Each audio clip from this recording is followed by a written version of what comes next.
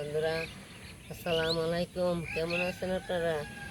আশা করি ভালো আছেন। আমি ভালো আছি। আমি স্বাস্থ্য ভালো ছিল না বিদায় একদিন আসতে পারিনি।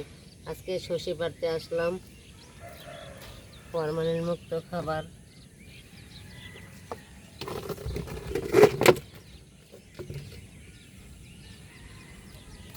পারলাম, শশী পারলাম।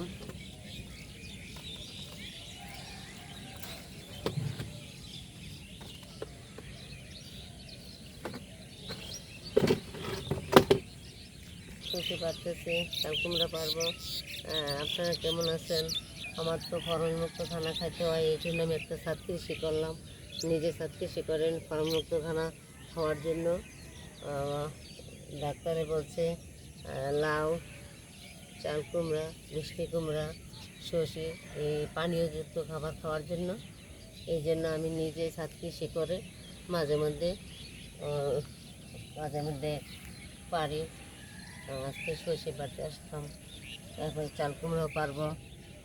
চাল কুমড়া পারার পর আবার কী করবো, ওটা কাঁচামরিচ পারবো, ধনিয়া পাতা পারবো। আপনারা আমার সাথে থাকবেন, নিজেরও আনাচে কানাচে কিছু করে খাবেন। কারণ আমাদের দেশ ছোট দেশ, যদি আমরা নিজেরা কিছু করে না খাই, কত আমরা বাজার থেকে কিনে খাবো। বাজারের জিনিসপত্র তো ভালো না, ফরমালিন খানা।